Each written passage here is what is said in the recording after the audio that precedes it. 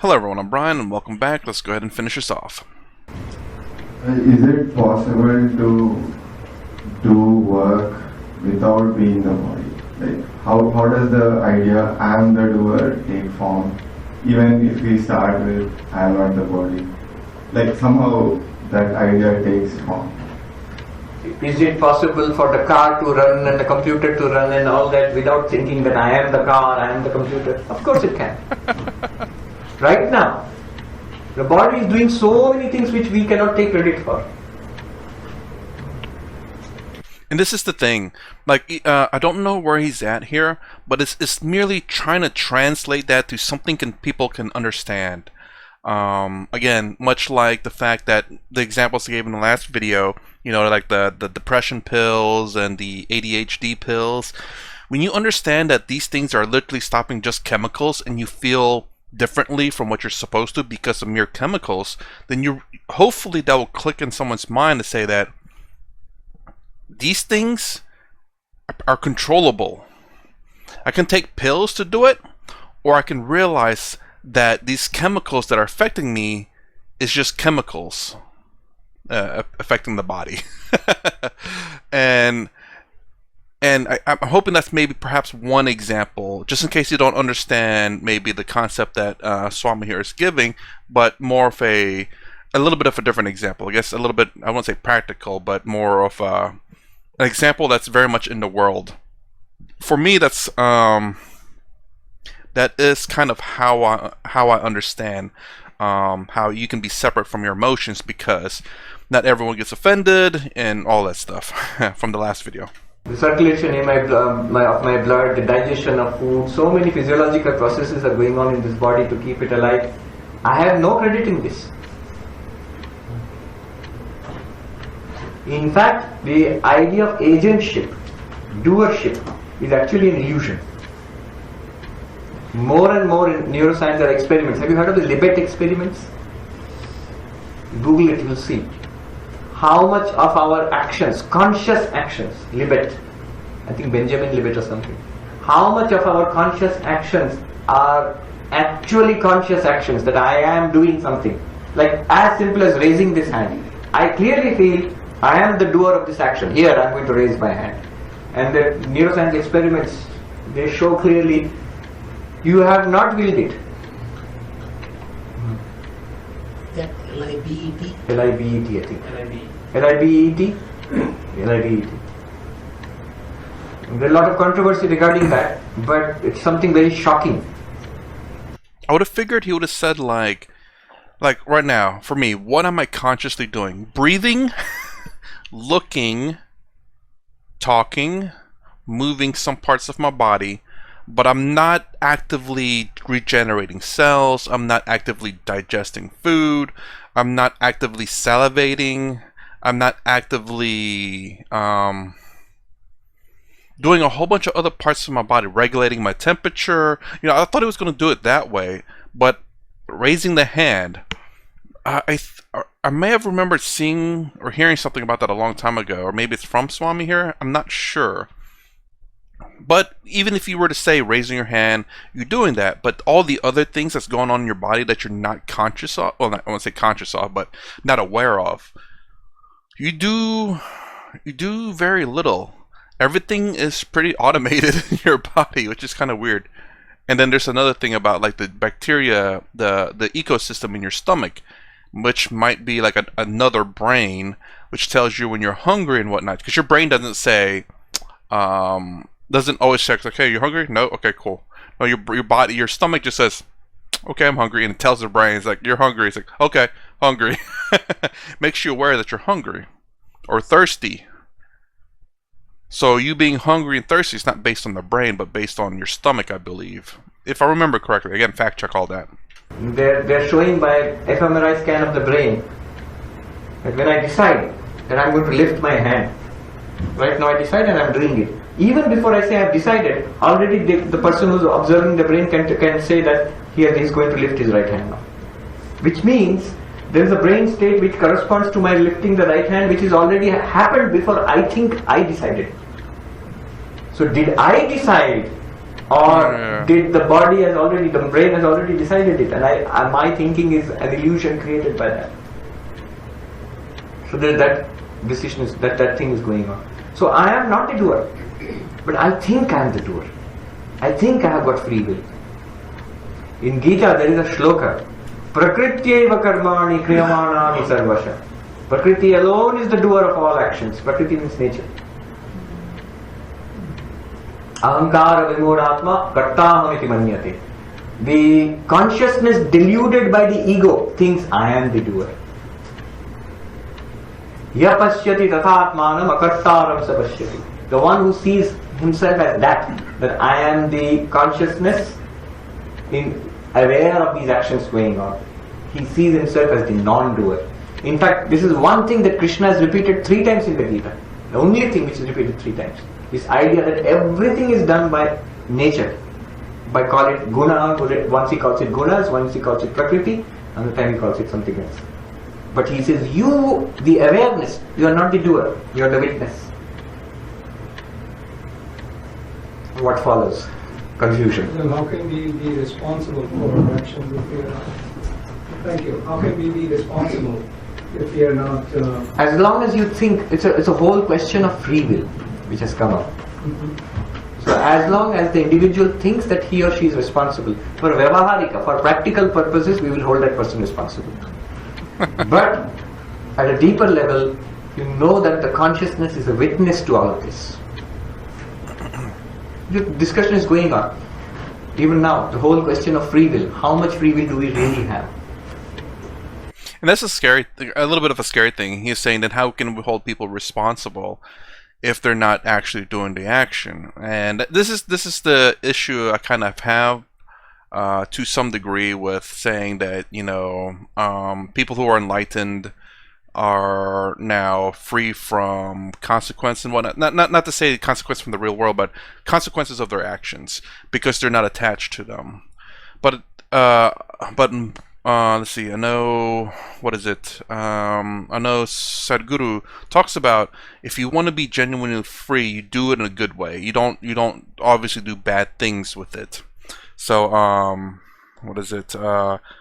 your dharma should be always of good nature, goodwill. What else did he say? But anyways, your actions, in order to be liberated and to be truly liberated, it's the actions of good, basically, not the actions of bad. And that I can 100% agree with. What was my example for that one? Was that, I guess maybe that's the reason why I struggle a little bit of separating my actions, is because you want to take responsibility for actions. You don't want people to say, oh yeah, you know, you do bad things, but you're liberated, so you don't suffer the consequences of that action. But no, I don't like that idea, but that's not how the idea is supposed to be. But some people can take it that way, and that's the problem. That's where I need, whenever I make a statement like that, there's clarification that the actions must be good. But also, actually, I think Sadhguru talks about how to be liberated, you must expend, in some degree, expend your bad karma. So by doing bad things, you generate bad karma. But anyways, I like to teach reduction of suffering and also taking responsibility for your actions, which also Sadhguru talks about too. And I think his last video that I reacted to, he talks about taking responsibility, which I 100% agree with. When you take responsibility, you are empowered because you realize that you have power to change something. Responsible for yourself or maybe even to other people to some degree.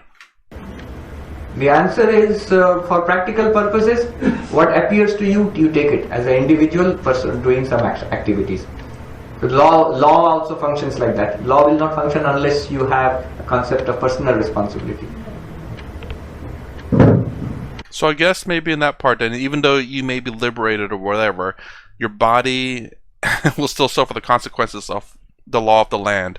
You'll be arrested and serve prison time. So we are so lost in what we do. Like, how do we be aware of that awareness? Like, how to stay in that awareness and still do what we're doing. You don't have to. It's only when it's necessary. It's always, it's something that is always available to you. Right now it is available to you. If you feel it necessary, you retreat into that. Otherwise you can do your activities. That awareness itself, that consciousness, it enables you to do all these activities. Imagine if you are not aware, if there is no consciousness, no sentience, what would remain of your life? What would remain of your life? Nothing. Your life would, what is our life basically? A series of conscious experiences, isn't it? And these conscious experiences are possible because of consciousness, because of this basic awareness which we are. I couldn't understand her question. It's like it's always available to you. Was she trying to ask like when should I retreat into it? It's like whenever you need it. It's like I think probably I guess maybe the real answer would be is to always be in it. To always be for me I like to use the word content or bliss as Swami here and Sadhguru talks about. To always being content.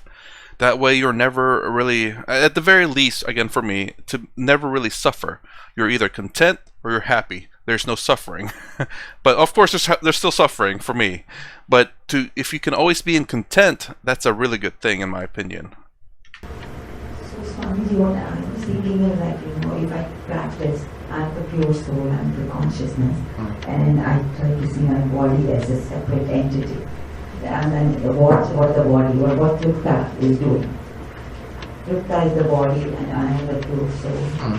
If I keep watching what I'm doing, my actions, so would that help me? Like even if I see him, my husband, he's the pure soul, and it is the body, what he's doing, everything. Like if you see the soul in everybody. It is a good practice, but that's not what Vedanta is saying. Vedanta emphasizes the understanding. But as a practice it's nice. But remember, that's also just a practice. What you practice is something you're doing with your mind. You say, I am watching. One of the teachers of Vedanta, they would make fun. They would say, To drashta babu suno. Witness babu listen. That witness which you are talking about, it's a concept of the mind. Whatever comes and goes is a practice of the mind. That's not the real witness. If you say, I am watching my actions, it's a nice practice. But you began that practice. After some time that also will go up unless you keep it up. If you begin it and you let it go, that's a practice, that's not the real witness. The real witness is permanently the witness. You don't have to practice it. Right now also, the real witness is there. You are Tripta. Your name? My name is Tripta. You're Tripta. Tripta is the person. You are aware of the body. The mind is aware of the body. In your mind there are thoughts and feelings and emotions, memory, personal identity that I am Tripta. All of that you are aware of. What is aware of that? That is the consciousness. Yes. And that is the real witness which is permanent. You don't have to become that. Anything that you become, you can unbecome also. It's a good thing to practice those things, but those things, whatever you do by practice, it will start and stop. In Buddhist meditation, you follow the breath. Breathing in and breathing out. Good practice. But that's a practice. You're starting and stopping. The consciousness, the witness consciousness within you does not start and stop. It's always there. It's always there. That's what makes it possible. Yeah. Yes. Swamiji, I have a question. How do you end karma? Because you said because of the karma you take a rebirth. Yes. So how do we go back for that? Yes. According to Vedanta, the only way of getting out of this karma is to become enlightened and realize that you are pure consciousness, that you are the Atman. Once you become enlightened, there is this beautiful mantra in the Mundaka Upanishad.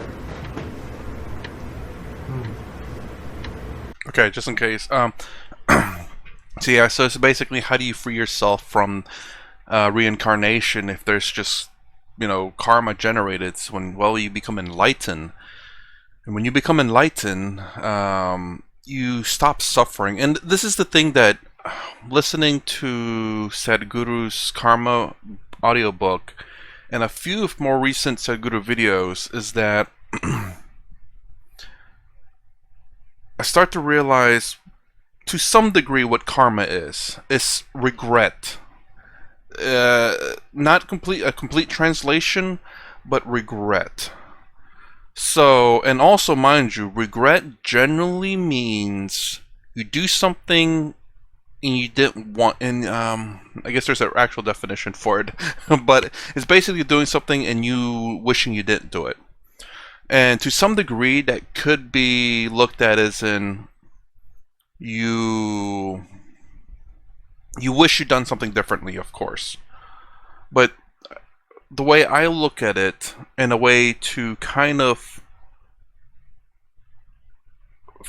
I don't want to say free yourself, but to kind of free yourself from the regret, is to look into doing things like,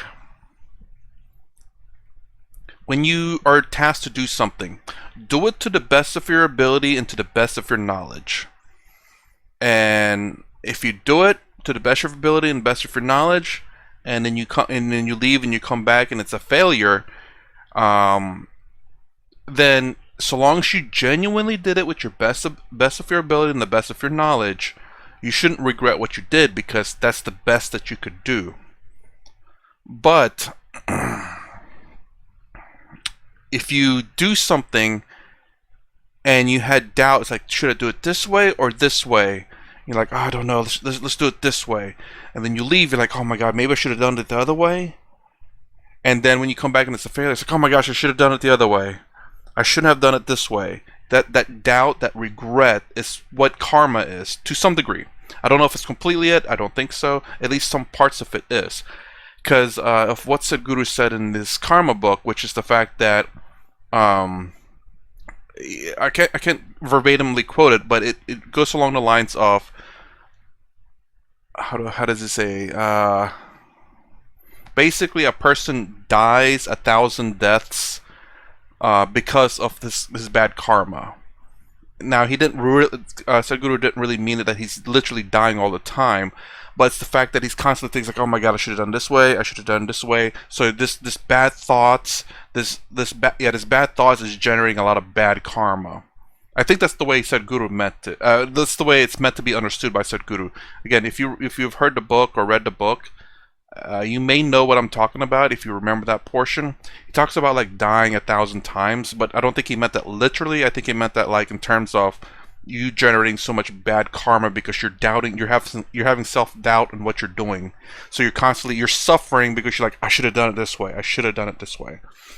As opposed to like, I did it the best I can. It's like, well, nothing else to do. I mean, that's all I can really do. And you come back, it's like, oh, it failed? Well, that sucks.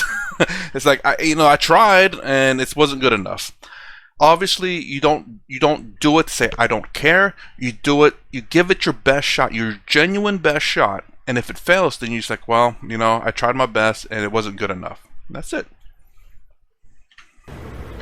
Vidyate hridaya granthi chidyante sarva samshaya Shriyante chasya karmani tasmin drishte paravare.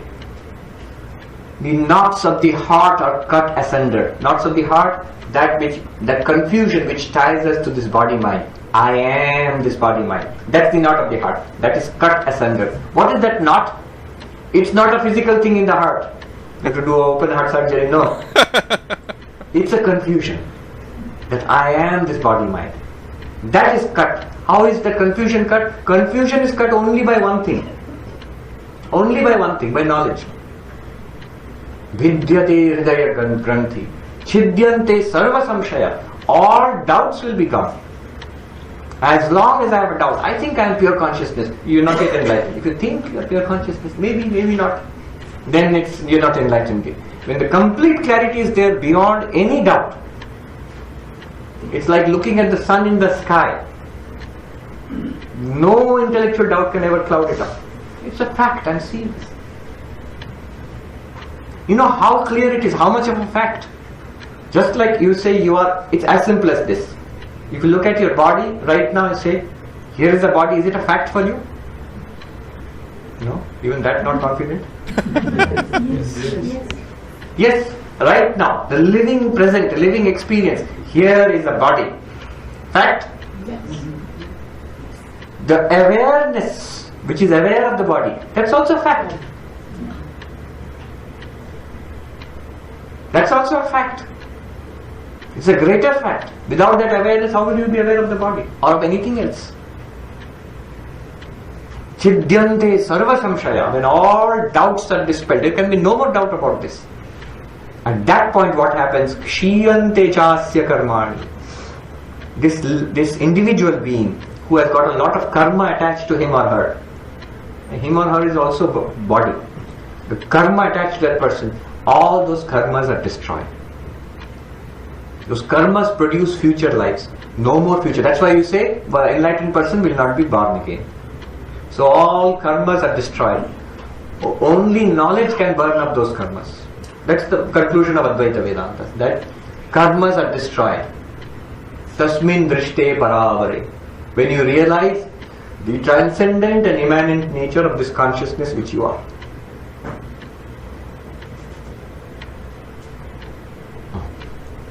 That's the only way to get beyond karma. Or as Vivekananda puts it even more directly, good, good, bad, bad, and none escape the law. What does it mean? Dharma leads to punya, punya leads to sukha. Adharma leads to papa, papa leads to dukkha. That's our Hindu understanding of law of karma. And Swamiji had something scary. None escape the law. But whosoever wears a form wears the chain too. Wears a form means we are wearing this body. This body has a chain. What is the chain? The karma which has produced this body. It is giving us a series of experiences in this life. Misery, happiness, good and bad, coming as a continuous series, unstoppable series it's coming. And we have to experience it as long as you are in this body. But, then what is the use of Vedanta? He says, but far beyond name and form is Atman ever free. Know thou art that, sannyasi bold, say Om Tat Sat Om. That Atman, the pure consciousness, is ever free of karma. Knowing that is liberation. Yadi deham pritakritya, setting the body aside, if you rest in pure consciousness, chiti vishramya, chit means, chiti is the feminine form, you rest in pure consciousness. Adunaiva, at this point itself, bandha mukta, you will be free of all bondage. In all bondage, where is the chain tied? The chain is tied to the body, not to pure consciousness. Of the enlightened person, will the body suffer? Yes, certainly. Whatever had to happen to the body will continue to happen to the body, but you are not the body anymore. That's the only way of getting out of karma. Yes, last question. You're out. I can go on. Okay, we'll come from there also. Take this question and go there. But then people have to go home. Yes. Swamiji, there is in chapter 7 of the Bhagavad Gita, there is Panch Mahabhuta, Prithvi, Akash, Vayu, Jal, Agni, and that's a Praprakriti. And there is Paraprakriti. Would you throw some light on Paraprakriti? What is the nature of the Paraprakriti? Paraprakriti is light, as you just said. Paraprakriti is pure. There is the pure consciousness beyond the Prakriti. Apara-prakriti is the Panchabhuta and body and mind. And Para-prakriti is this pure consciousness identified with man, buddhi and all that. Beyond Para-prakriti is pure consciousness, which you are. Beyond. That one gets identified with body and mind.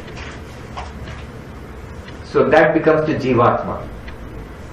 It's a confusion between pure consciousness and the names and forms of body and mind. Right. Question? I mean, just to follow up on that, I don't know whether it will make sense or not. But when you, so if I understand consciousness, whether I feel or know, it doesn't matter. What consciousness, as you said, it's there.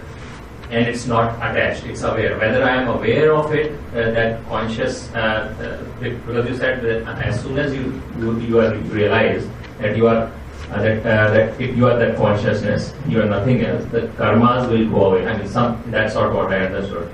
But whether I know, I am aware of it, I feel it, whether I am conscious or not, I cannot do that. There is no way of knowing that. How does it matter whether I started to realize that I am conscious, and will that lead the path towards, slowly and slowly the karmas will go in that sense? I don't know whether I'm making sense, but that is. Karmas will not go away. Yeah. The karma continues to affect the body. Karma continues to affect the body. But you are not the body. Yes. Yeah.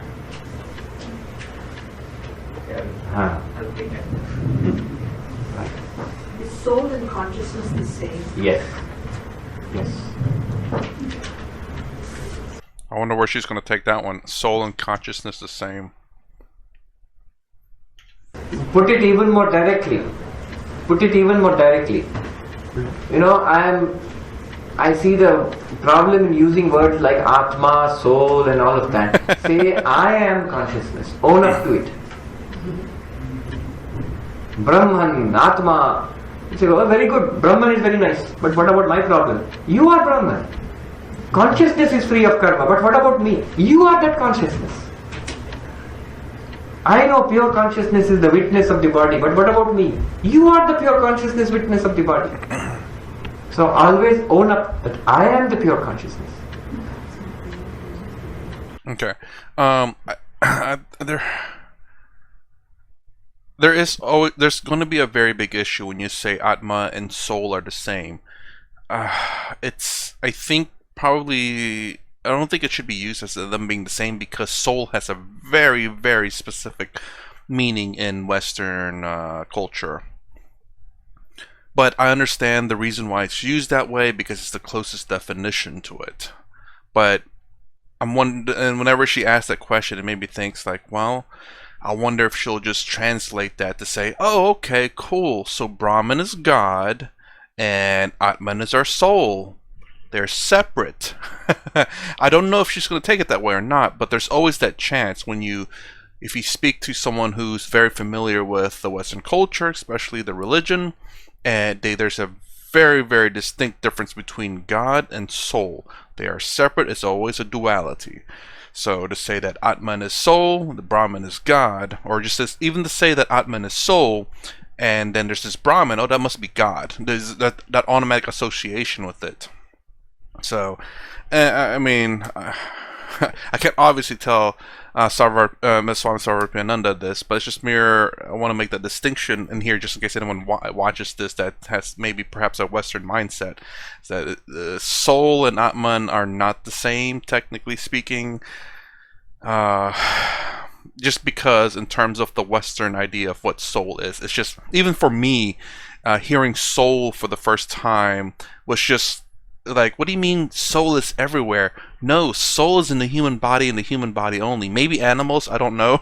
From the Western's perspective, I have no idea if the souls are in animals or not. Some say it is, some say it's not, because they say all dogs go to heaven. I don't know. But the soul in the rock, what do you mean a soul is in the rock? There's no soul in the rock. A rock is a rock. It's a material. It has no soul. I remember that's the way I was thinking. It was a discussion between, I can't remember, Richard Dawkins and another Indian philosopher. I thought it was Lakhani, but I don't think it is. It is someone else. I've only seen that video once or twice now. It might be I don't think it's Lakhani. Anyways, and yeah, this was before watching these videos. I was thinking that dude, it's like, dude, there's no soul in rocks.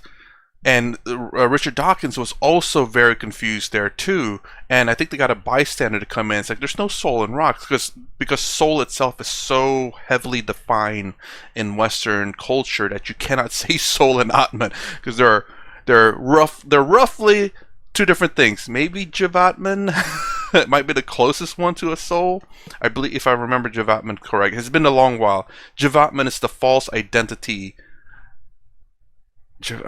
Man, it's been a long time since I heard what the definition of that is. I've heard it only like once or twice. I've forgotten already. But I think Jiva Atman's correct in terms of like the false identity. Like essentially is literal soul, where there's a duality. Whereas Jiva Atman is like Maya to Brahman, and Atman and Jiva Atman are the separate. The Atman is the true self, Jiva Atman is the false self, Brahman is the truth, and Maya is the false. I think, if I remember correct me if I'm wrong, please. I am the witness consciousness. I am the Sakshi. Otherwise, the mind is very tricky. You say, my Sakshi is alright, but I am suffering so much. Sakshi is not like your liver. Liver is very important. William James, a famous professor of psychology and philosopher in Harvard University, he writes in one place, it's a humorous note to end this evening's talk. Is life worth living? A big question. Is life worth living? The famous French existentialist, I think Camus or something, he starts his Myth of Sisyphus book by saying there's only one serious philosophical question: why should I not commit suicide? Yes, the very famous first sentence of the book. Why should I not commit suicide? So William James asks, is life worth living? And after a lot of discussion, he says it depends. It depends on what? The state of the liver. If the liver is healthy, then you can, it is not a bad idea to live. If the liver is unhealthy, maybe too heavy drinking or whatever, then life becomes miserable. Anyway, it's a joke. So, just joking. Sakshi is not like your liver. It's that some part of me is called Sakshi. No, you are the Sakshi. Own up to it. I am the witness. Note that it's a fact. I may not choose to do anything about it. I may choose to go on suffering. But note that it is a fact. That it's available to you. That it's possible to step out of suffering at any time you choose. I have seen people do it. Sometimes you are driven to it by a lot of suffering. You're cornered. Then you see clearly the suffering is to this object called this body. It is to this object called a person, a personality. You are not even the little person you think you are. Tripta is a person. Tripta will never get moksha. You will get moksha from Tripta. You can be free of the person. The person never becomes free. Free of the person means person will not go away. Person will go on living his or her life. You are the awareness in which the person is playing the game. When you see yourself as the awareness, you are free. But Ashtavakra insists, this book also insists, you can do that right now. Why suffer unnecessarily? Why this, Maharajji, why this ego is condemned so much? What is this ego? Ego is the product of ignorance? Yes, ego is a function of the mind. It's condemned because it is the cause of delusion. Ahankara vimudhatma. What traps the pure consciousness? If you at all say traps, how does it get trapped? Because it is identified with the ego, and ego immediately gets identified with body-mind. Ego is a part of the mind. Ego is constantly identified with mind. Mind is constantly identified with the body. The moment I say I am the ego, the word I stands for ego. It's a function of the mind. It has its role to play. It unifies the personality. But you are not the ego. Look at how Shankaracharya says, Mano buddhya ahankara chittani.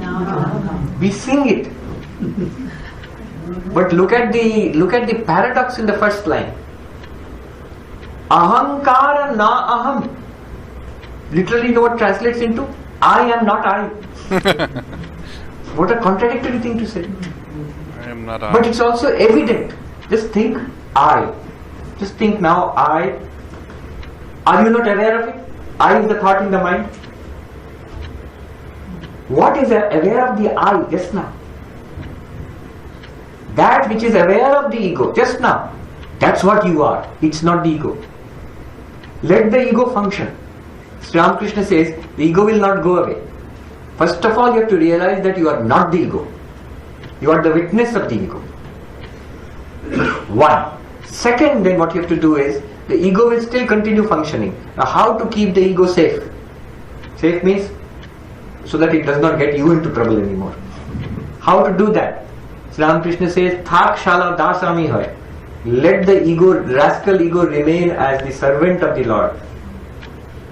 It will not cause harm to you. Or he says, let the ego remain as I am Satchidananda. The Jnani's ego.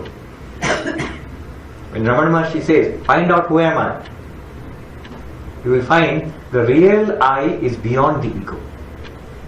The ego can refer to that I am Satchidananda, no harm will come. Or the ego can continue as I am the servant of Sri Bhagavan, no harm will come. But when the ego continues as I am this person, problem. Suffering starts.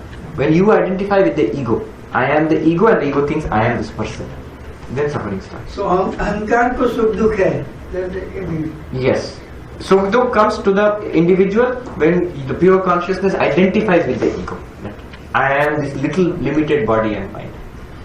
It is said, entire universe and body and mind are presented to you at the same time. Just look to your awareness. Mind, body and universe, they all are presented at the same time. So, either I am none of it or I am all of it.